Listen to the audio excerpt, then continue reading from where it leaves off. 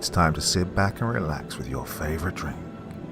And listen.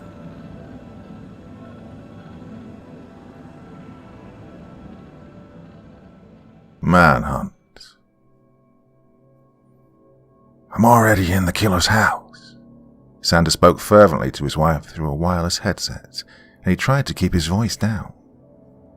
The big man was out of breath, and the ash in the chimney almost made him cough. It wasn't the first time Santa had carried a handgun.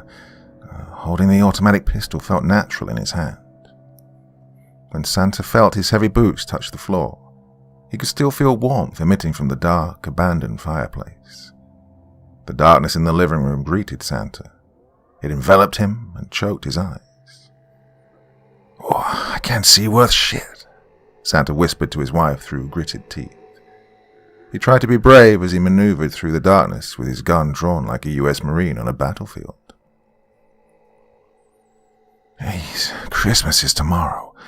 I can't believe I'm inside a killer's cabin in the middle of the woods trying to find a mother's missing children.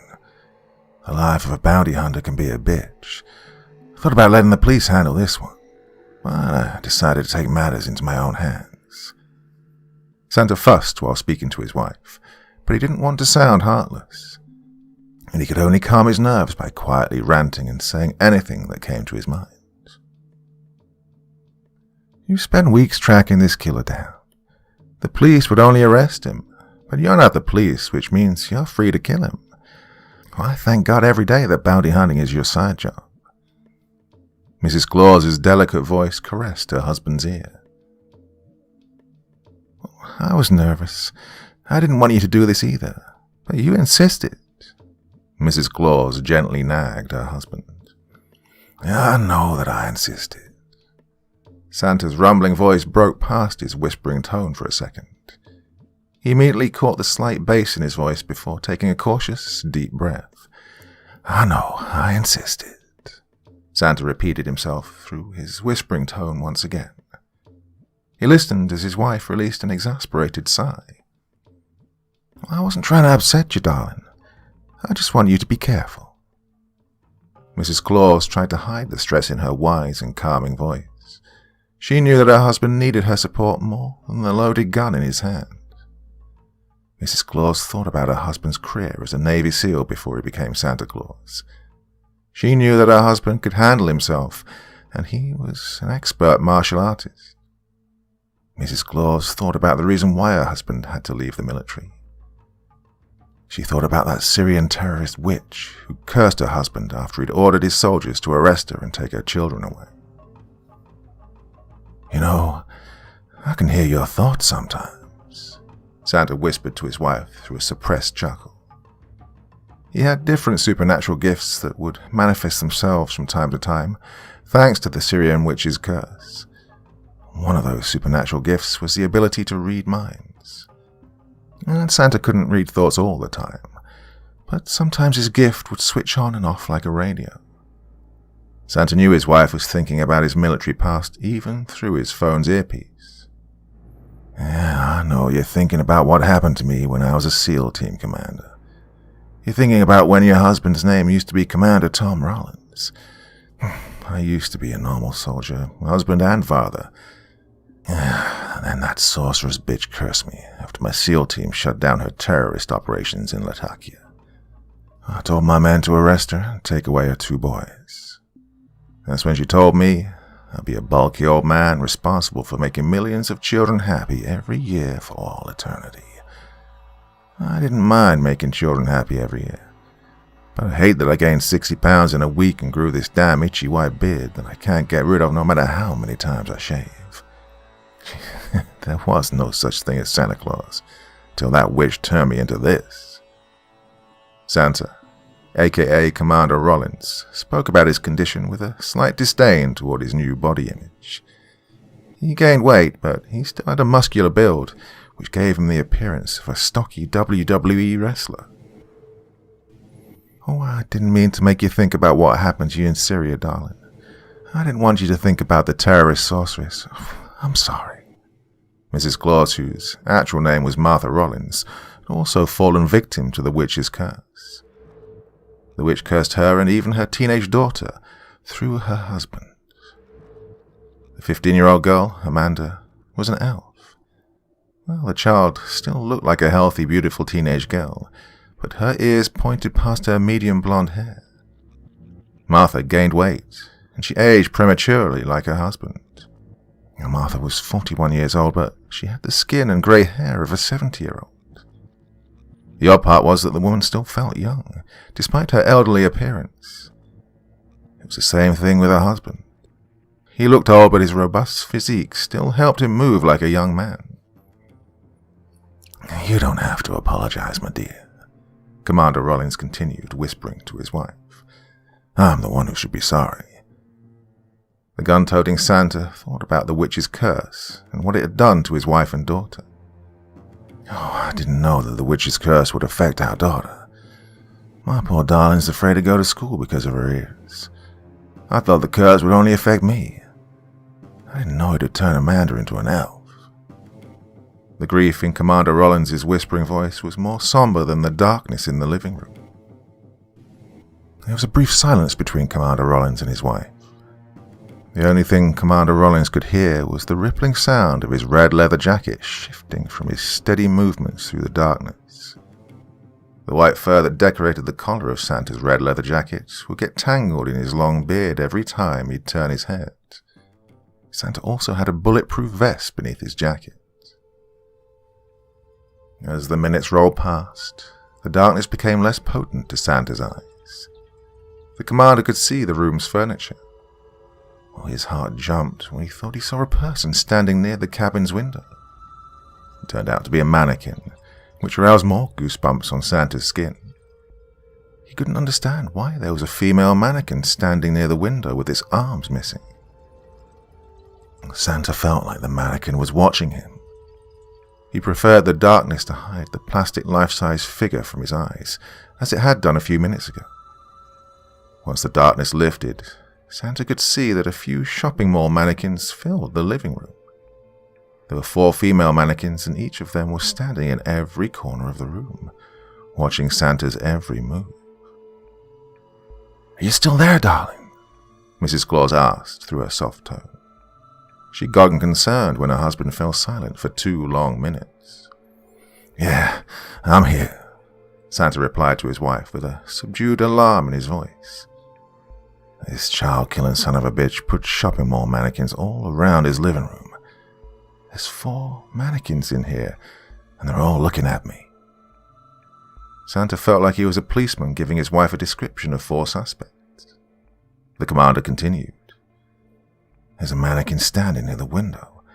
There's one standing near the front door. Oh, I see another one standing near the hallway, and the 4th one's near the sofa. Oh, this killer really loves mannequins." Santa involuntarily chuckled, softly, to stop himself from feeling nervous in the situation. "Oh, it sounds ominous. I just want you to be safe, sweetheart." Mrs. Claus felt her voice tremble after her last sentence. She could feel her husband's nervousness radiating through the phone. "Don't worry, my dear. I just need to keep my eyes open." Santa tried to inject confidence in his words. He went into soldier mode, and his eyes scanned every square inch of the living room along with his gun. He never took his finger off the trigger. He made sure that he turned the safety off on his handgun. He also prayed for his gun not to jam if he ever needed to pull the trigger. Sweat poured down Santa's bearded face. His nostrils would flare every time he'd take a breath, and he could feel his heart stumbling around in his chest. Santa could only hear his heavy footsteps gently knocking down on the dirty hardwood floor. The commander tried to tiptoe through the living room, but his steel-toed army boots made gentle thuds that rattled his nerves. Now, being stealthy was Santa's primary goal, and he felt tempted to remove his boots and walk barefoot so he could get quieter movements through the killer's log cabin. But he knew what he was up against. He knew what this killer could do. Santa had heard the news reports. He'd heard about the human remains found in a junkyard and the small bodies found mutilated in the swamp area.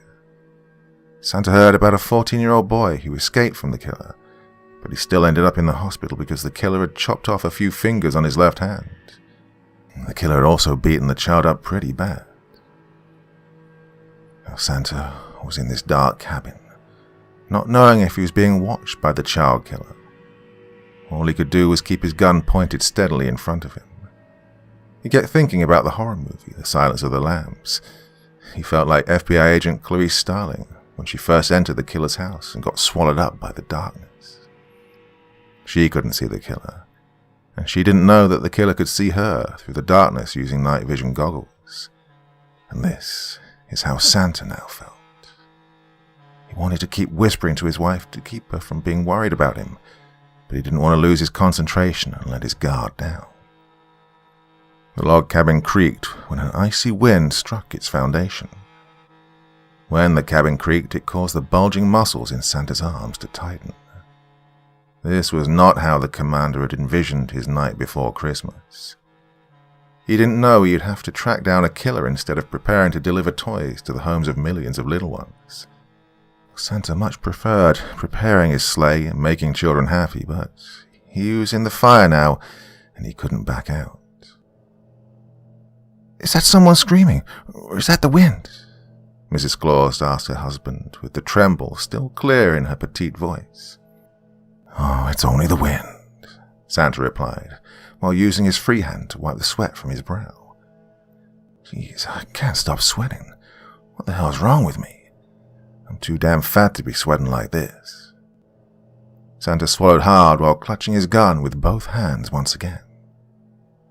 "You're sweating because you're nervous, sweetheart." Mrs. Claus tried to keep the calm tone in her voice while speaking to her husband. "This is torture.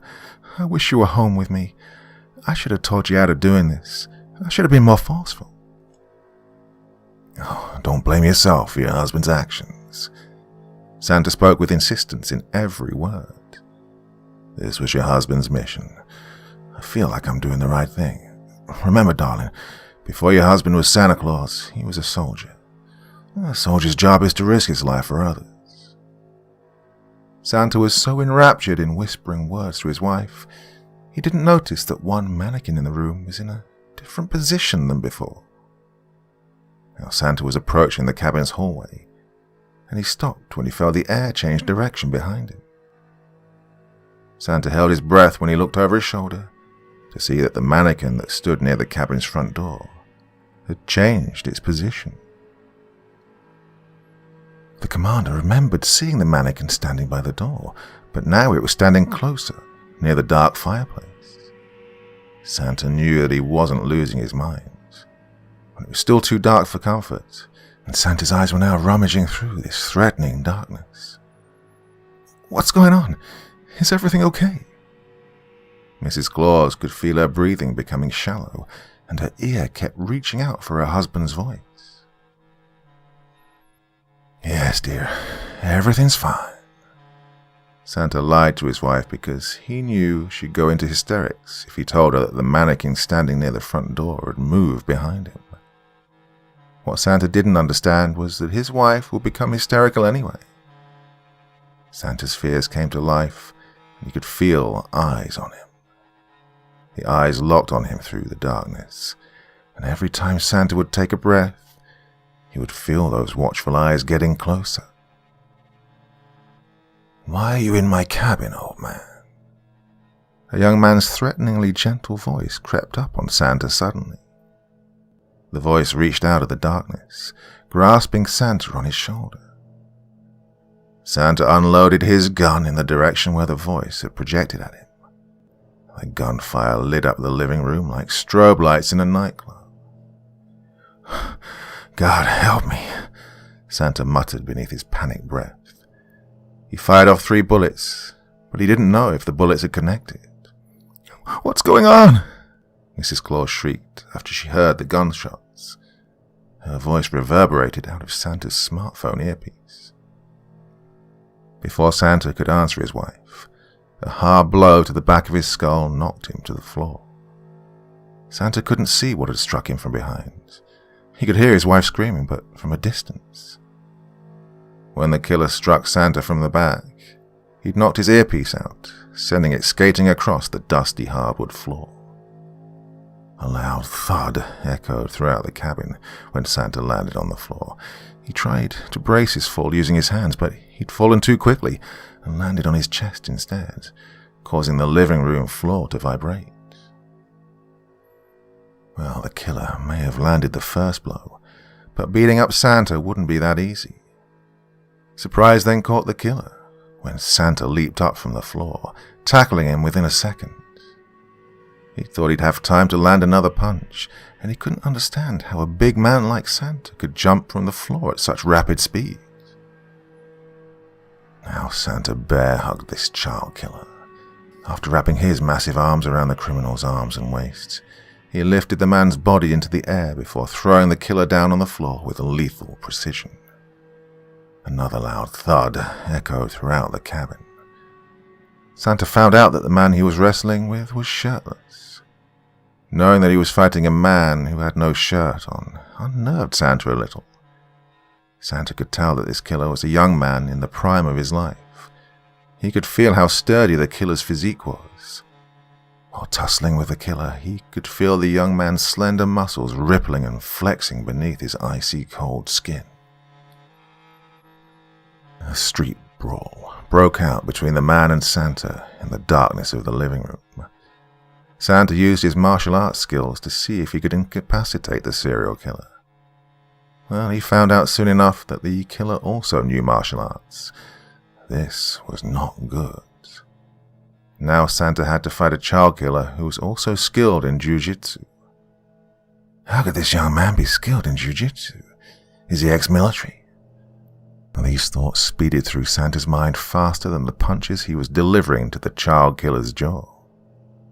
Most of Santa's punches were getting blocked by the young man's bulky forearms. Yes, the killer knew how to counterblock a punch, which irritated Santa further. "Come on, old man," the killer taunted Santa. His tone of voice had a peaceful but brutal nature. Most of the time he'd whisper out his words, and he didn't seem to be out of breath. There was a slight hiss behind the killer's words. The man sounded like a slithering snake every time he would talk. "I win." The killer chuckled those two words into Santa's ear, with his rock-solid tattooed arm wrapped around Santa's throat. Now Santa could feel death hovering over him. The commander felt the air leaving his throat, and the more he'd struggle, the more he could feel the man's arm tightening around his neck like a boa constrictor. The killer's arm felt like a raw and sweaty, muscular noose. Santa had to do something, or he would die with a crushed throat. He lifted the killer off his feet using his back. He thought about flipping the serial killer over his shoulder, but then he got a better idea. While clutching the serial killer's arm with both of his hands, Santa had every fearful thought about the missing children rampaging through his mind. "I have to find those children. I have to save them. Please, God, let those babies be alive so I can rescue them. And please don't let this killer strangle me to death. Let me win this fight."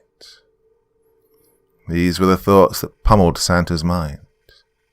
He panicked when he used his body to throw the killer into a wall, only to find out that his violent defensive move barely rattled this ruthless young man. The killer mocked Santa with his inhuman laughter. He never loosened his arm around Santa's neck, even after the big man had slammed him into a wall a second time. The killer was masochistic, and he disregarded Santa's brute strength. The killer had confidence in his own strength, and he knew that his superhuman chokehold on Santa would prevail. He roared triumphantly when his chokehold finally brought Santa down to his knees. The child killer smiled as he stood over Santa. Yes, he planned to kill this man, but not yet. The darkness continued to haunt Santa's eyes when he opened them to discover that he was in the trunk of an old car. It took a few minutes for him to realize that ropes were tied around his hands and feet. He also woke up to find that the only stitch of clothing he had on his body was his underwear. Santa could also feel the duct tape across his mouth, and he could feel the edges of the tape sticking to the strands of his white beard. Sweat covered Santa's body from head to toe, but it was a cold sweat that chilled him to the bone. It was 10 degrees below zero outside. The cold air seeped into the car's trunk, causing every bone in Santa's body to shiver. The cold alone was bad enough, but Santa had a fear of tight, enclosed spaces. He suffered from extreme claustrophobia, and being trapped inside a dirty trunk brought back memories of Santa's abusive childhood. He could see his alcoholic foster mother tossing him into a dark closet and locking the door. Oh, he could see her twisted face again, and he could hear her raspy voice. His breathing increased when he thought about how his foster mother had slapped him in the face when he tried to run from her. He was 8 years old at the time, and his foster mother wanted him to sit in her lap, but he refused because he knew what she'd do to him. Oh, Santa could feel the cigarette burns on his arms again. He could smell the whiskey on his foster mother's breath. He could feel her hand sliding down his pajama pants. When Santa was abused for the first time by his foster mom, he thought about his real mother. He thought about her ageless beauty and her smile. He thought about how she kissed him on the forehead after putting him into his car seat. Santa remembered touching his mother's face and hair. He also thought about the carjacker who killed his mother. He was 5 when he saw a bullet enter his mother's skull right in front of him. Now, the darkness in the muscle car's trunk brought back a lot of unsettling memories. All he could think about was how his drunk foster mum locked him in a closet one night and told him that the boogeyman was going to eat him for being a naughty boy. Being in darkness for 3 days caused Santa to hallucinate. He heard a voice, and he thought the boogeyman was in the closet with him. He remembered feeling elongated. Clawed fingers gripped the back of his small 8-year-old neck. He even thought he heard something whisper the words, "Come to me," in his ear. This hallucination happened on the night of the second day. By the time the third day had rolled around, Santa thought he heard breathing in the closet that wasn't his own. He never forgot the disembodied voice he heard and the hand gripping the back of his neck. Well, after that experience, Santa took his fear of darkness and enclosed spaces up into his adulthood. Being in the trunk of a serial killer's car made him feel like that 8-year-old boy again, locked in the dark closet. Santa tried to fight the darkness that suffocated him. He tried to fight the memories of his foster mother. He wanted to erase the smell of cigarette smoke and whiskey. He wanted to forget about what his foster mother had done to him. So Santa tried to breathe slowly, but being in a dark and tight space twisted a knot in his chest. He had the feeling that something was with him in the darkness, something more malevolent even than the serial killer who would soon murder him. Santa's half-naked body endured punishing blows from the car's rough suspension. He could feel every pothole in the road reaching up into the trunk and hammering his spine. Santa shifted his body around in the trunk to see if he could at least make himself comfortable, but he perceived his movements to be useless. Riding in the trunk of a vintage muscle car was like being trapped in an earthquake. Santa knew that if the killer didn't murder him, riding in the trunk of this rusted-out 1969 GTO Judge would, eventually. Santa didn't know which was worse, feeling the muscle car's roaring engine rattling the muscles in his body, or feeling the potholes in the roads. Both had an equally jarring sensation. In order to get his mind off being killed later, Santa thought about a muscle car that he'd owned. He had a 1987 Buick GNX. He felt proud of himself after he'd installed a more powerful engine in his car, which produced 500 horsepower. He'd also rebuilt the car's chassis, along with its transmission. Santa called his muscle car the Omen. He taught his teenage daughter how to drive the car after she begged him for a year. Santa wanted to make his daughter happy, and after she got her learner's permit, he taught her how to do burnouts and donut spins in an empty parking lot in the middle of the night. Well, he knew that he couldn't teach Amanda how to do stunt driving maneuvers in her mother's pre-owned Toyota Highlander. First, he knew Mrs. Claus would kill him for teaching their daughter dangerous driving skills, which could put her life in danger. And she'd also kill him for putting premature wear and tear on her car. Yeah, Santa wanted to teach his daughter how to drive like a madman, to make her driving lesson more fun and unforgettable. And he also wanted to do it safely. And he could only teach his daughter how to drive his tuned-up muscle car in an abandoned parking lot.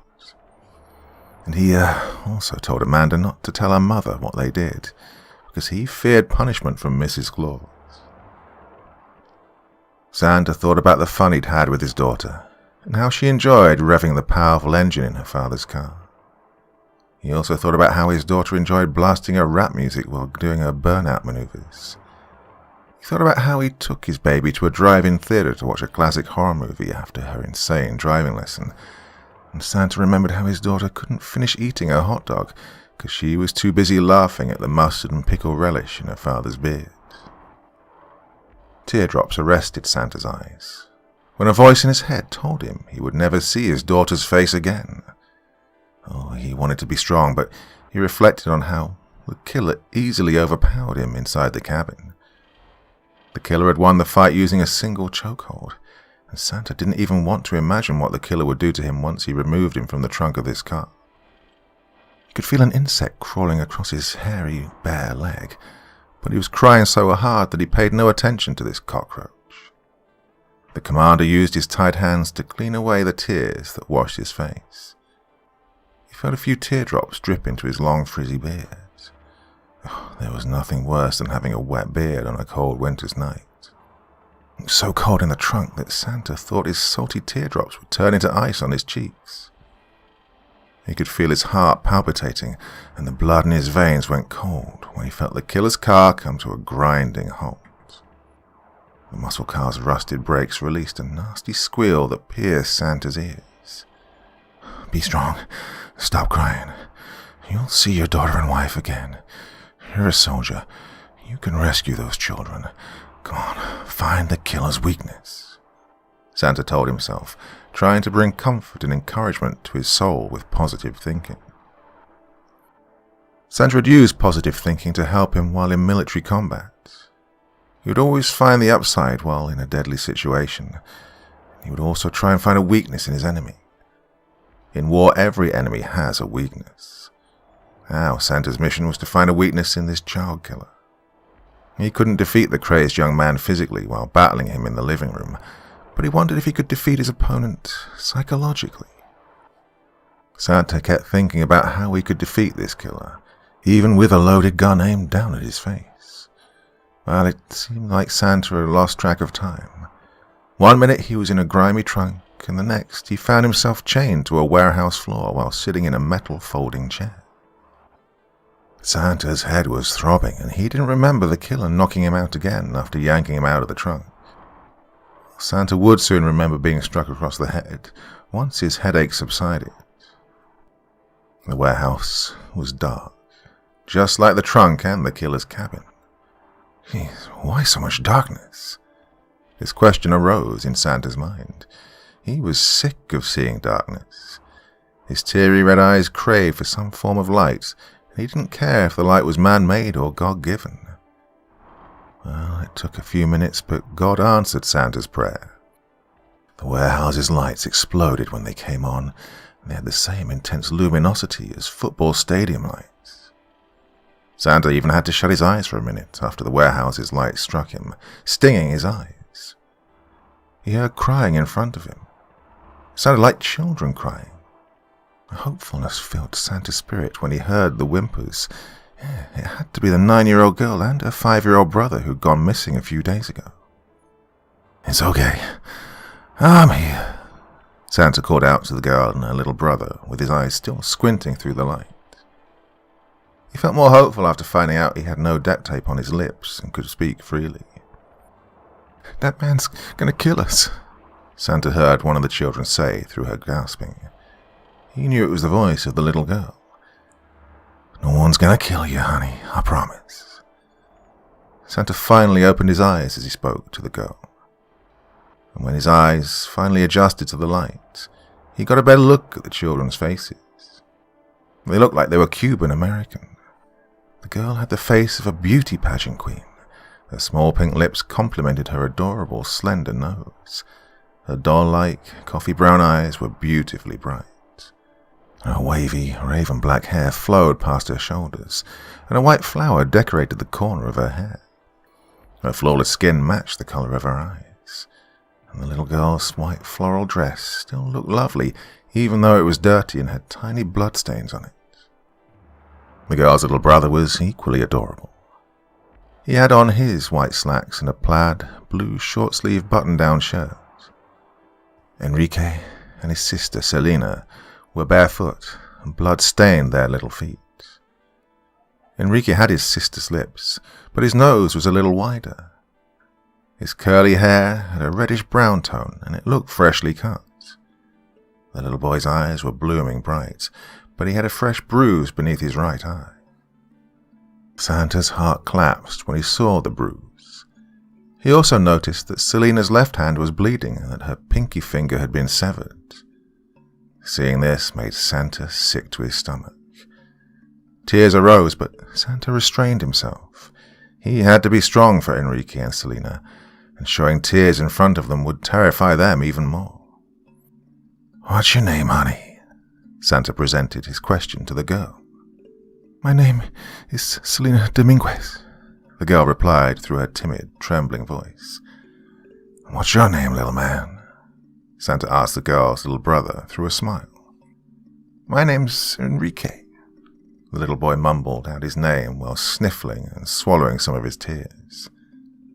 Enrique's shyness was clear, and he kept sheepishly gazing up at Santa, wondering if he was looking at the real Santa Claus. His sister was giving the commander the same questioning gaze. "Are you Santa Claus? You look just like him." Selena didn't notice that she'd stopped crying after asking her question. Old tears still dripped off Selena's little chin, but she felt some tension leave her body while staring at Santa. "Yep, I'm Santa Claus," the commander answered the child's question through a soft chuckle. "Yep, I'm that big, fat, bearded man who your parents always talk about every Christmas. I'm the one who comes sliding down your chimney with a bunch of toys." Santa kept chuckling as he looked at the astonished expressions on Selena and Enrique's faces. It gave him joy to see smiles on them. Santa wanted to keep Selena and Enrique happy. He knew that he could never tell them that the curse of a terrorist witch had transformed him into Santa Claus within a week. "I'm 9 years old, and my uncle told me I was too old to believe in Santa," Selena stated. The little girl still had some doubt in her eyes while studying Santa's bearded face. Her wondrous smile remained on her lips. "Oh, you're never too old to believe in Santa, darling." A calming atmosphere manifested through Santa's warm chuckles. He almost forgot about the serial killer as he enjoyed looking at Selena and Enrique. In Santa's mind, he felt everything would be all right, until Enrique told him how the killer had abducted him and his sister. "The man who took us from our mommy told us he was Santa Claus," Enrique mumbled sweetly. The little boy brought his chained hands up to his face to rub his eyes. "Yeah, he had on a Santa Claus suit, but he had on a skull mask. He didn't have a beard, and he wasn't big like you," Selena explained. "He came in through the back door of our house. Our mom was asleep on the sofa, but our grandma was awake. We came back from our aunt's wedding reception." Selena paused for a second while moving her silky black hair away from her pretty face. "Our grandma saw the man come into our house. She tried to fight him, but the man pulled out a knife and he stabbed her." Selena lost her smile and her lips quivered as she spoke. "The man grabbed me and my brother. I tried to hit the man, but he grabbed my hand and he used his knife to cut off my finger. He punched my brother because my brother tried to fight him too. He told both of us to stop crying and he put us in the trunk of his car. Our mom woke up and she ran outside, but it was too late. He'd already thrown us in the trunk and he was driving away. Well, I could hear my mom screaming." Santa lost his voice for a minute as he listened to Selena's story. He tried to think of something to say, something, well, that would comfort Selina and her brother, but his mind went blank when he saw a dark figure lurking behind them a few feet away. When the figure crept into the light, Santa could tell from a distance that it was the shirtless man walking on all fours like a dog. The skull of a moose concealed the man's face, and the antlers on the skull had blood on them. The shirtless man stood up after he came into the light. He was about 30 feet away from Santa and the children. As he slowly made his way toward his victims, he began dancing and shifting his body unnaturally. Santa watched as the killer made unearthly contortions with his body.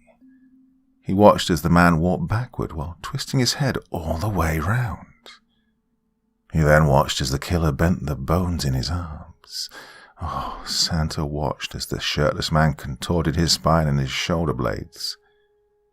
He went back down to walking across the floor on his hands and feet. The moose skull that the serial killer used as his disguise never moved. It was as if he'd nailed the animal skull to his face. The killer mumbled to himself as he lurked across the floor in slow motion on his palms and feet, with his body bent backwards. His chest and his torso were pointing straight up to the sky, and you could see his ribcage pressing against his lifeless, pale skin. He made movements that will put a contortionist to shame. Selina screamed when she turned her head to see the killer creeping up on her and her brother while shifting his bones around in his body. The little girl struggled against the chains that held her to the floor. She looked around at her little brother, wanting to protect him, but all she could do was cry. Enrique sobbed when he turned to see what was approaching them. The child looked around at Santa with pleading eyes. Oh, he wanted Santa to save him and his sister. The child cried harder when he had to face the reality that Santa could do nothing for him or for his sister. Enrique shivered as he listened to Santa, who was yelling out to the man, telling the killer not to harm them. But his yelling was futile, and every time Santa would roar obscenities at the killer would softly cackle like a hyena while continuing to crawl towards them. "It's me you want, not them. Come and get me," Santa kept shouting at the crazed man. You could see that the killer was clutching a hunting knife in his right hand. Santa wildly jerked and pulled on the chains around his wrists and ankles. He screamed out in frustration while fighting against his metal restraints. He didn't want to see this serial killer slaughter 2 children right in front of his eyes, so he kept fighting. He needed strength. He needed a miracle. He kept thinking about the carjacker who killed his mother in front of him. Well, the killer was gradually cutting the distance between himself and his victims. He stood up and decided to walk after readjusting the bones in his back and cracking his neck. When the child killer stood up, he went back to dancing again like some Indian chief dancing around a campfire. He enjoyed leaping up and slapping his feet on the floor. He took his hunting knife and he dug the serrated blade into the palm of his hand. The killer wanted to see blood so badly that he tasted his own blood while preparing to use his hunting knife to withdraw blood from Selina and Enrique. The taste of blood, even his own blood, would stimulate this killer. He enjoyed the bitter metallic flavor that he'd always taste in the blood of his victims. He loved how it felt warm and sticky on the back of his tongue. Santa's head was throbbing now. His heart shook so violently that it felt like a thunderstorm was taking place on the left side of his chest. The commander prayed to God for help. He prayed for God to give him strength like he'd given strength to Samson in the Bible. The killer was getting closer to Selina and Enrique, with his large hunting knife clutched between his fists. Selina couldn't scream anymore when she saw how close the monster was to getting to her and her brother. The girl's mind went blank as she watched the killer raise his knife over her head, with his other hand gripping her small chin. She thought she was about to die. The 9-year-old girl closed her eyes and she thought about her mother's kiss. She tried to ignore, feeling the man's ice-cold, elongated and prickly fingers digging into her chin. Selina kept thinking about her mother. She took a deep breath, and she braced herself. The girl's last thought involved her mother telling her how much she loved her. After having that final thought, Selina expected to feel the blade of a knife slice through the skin on her forehead. The child waited patiently, with tears locked in her closed eyes. But the killer's hunting knife never kissed her head. Instead, Selina felt the air violently shift above her. She felt something massive flying over her. The next thing she heard was grunting and the sound of two men wrestling with each other. Selina kept her eyes closed, but her little brother could see everything. Enrique thought he was watching an action movie. He'd never seen Santa Claus fight before. The child saw Santa do something amazing.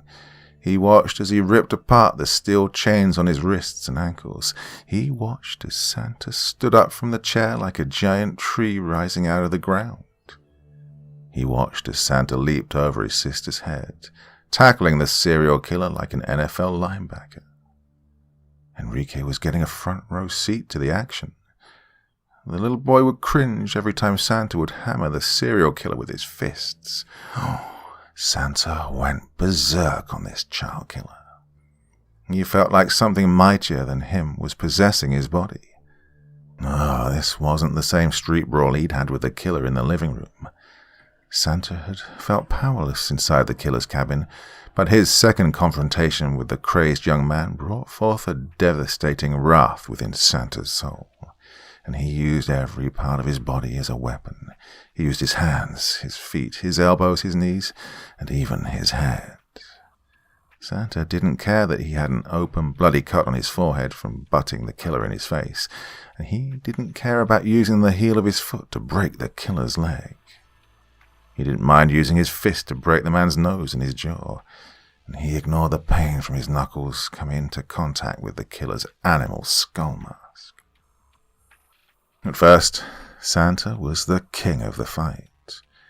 He was about to grab the killer by the throat so he could body slam him, but then he felt a serrated blade slice into his arm.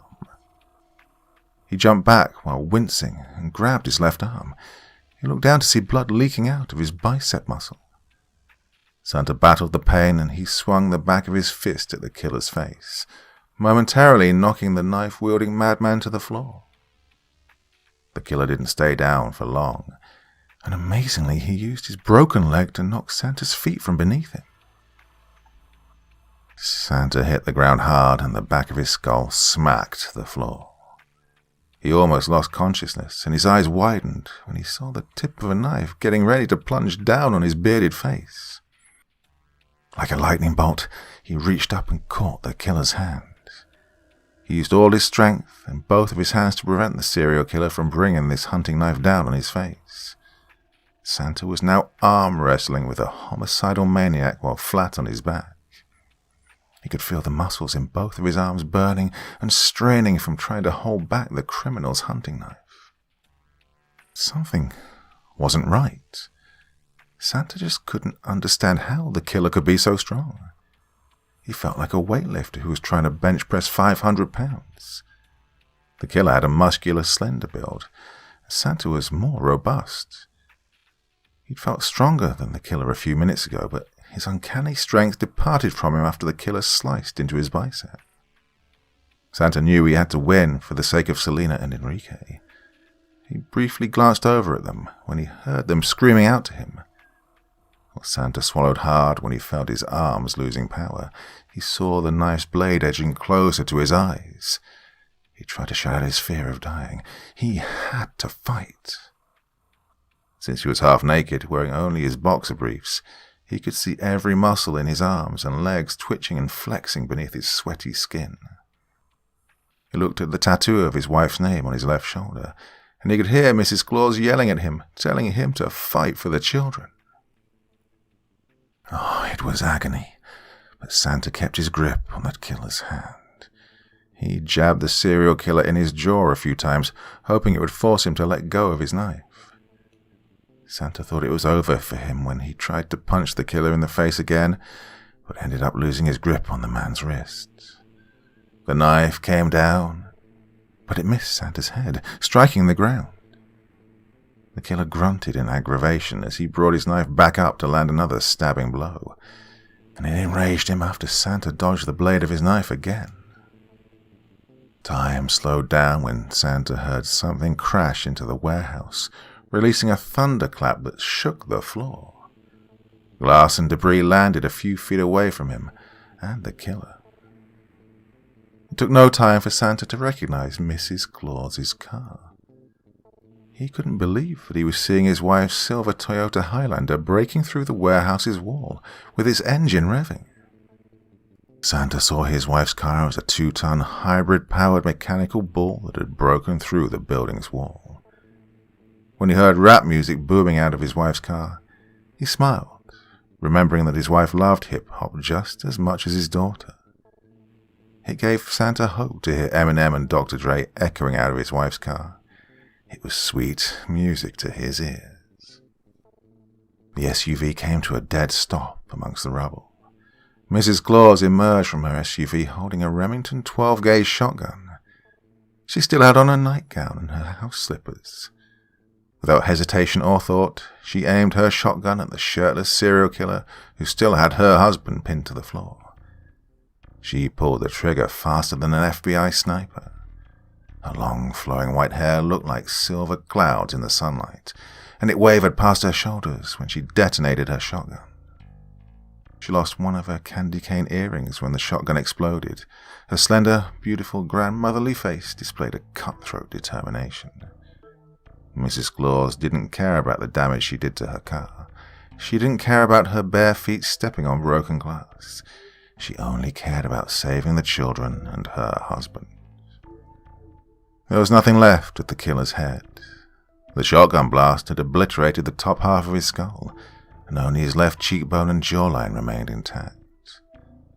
The moosehead skull mask that he wore had shattered into pieces.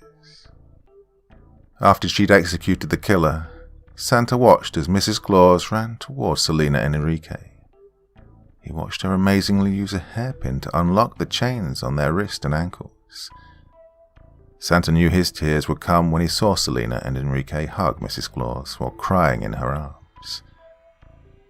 It had taken him a while to register what he saw. He slowly stood up after throwing the killer's dead body to the side. He was about to approach his wife, but Mrs. Claus was already standing in front of him with Selena and Enrique under her arms. She kissed the children on their foreheads before lifting her alluring, gorgeous hazel green eyes up at her husband. She couldn't help but break into a smile while looking at the befuddled expression on his face.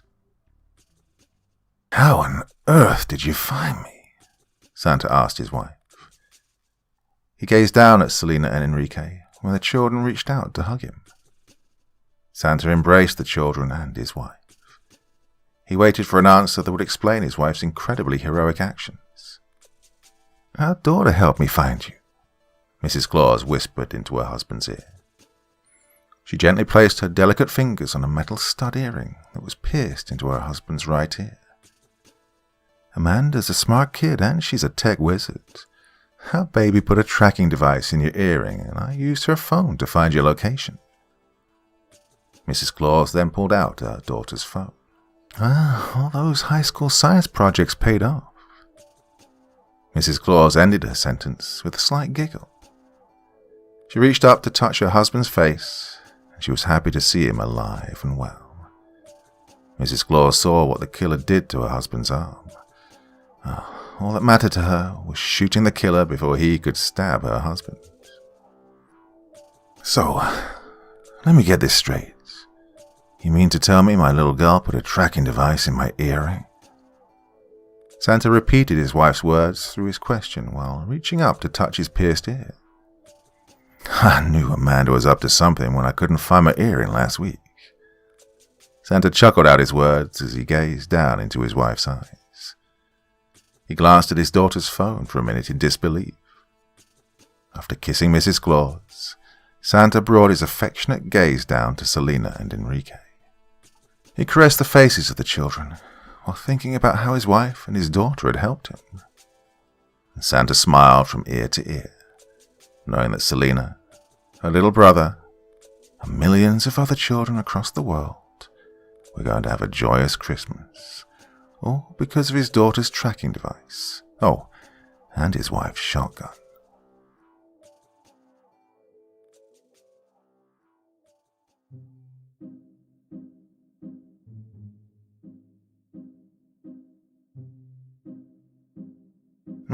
Best Christmas story ever. How cool was that? Santa, you rock. Ah, yes indeed. Oh, well, don't mess with Santa Claus, that's the message there, isn't it? Love that one. Very, very happy Christmas and happy holidays to all of you celebrating in whichever way you are. Couldn't resist but to give you a story this evening, especially one as good as that. Well, take care, my dear friends. I'll be back again very, very soon with a few more stories before New Year. You just keep on listening, yeah? Okay, till next time. Very, very sweet dreams, and bye-bye.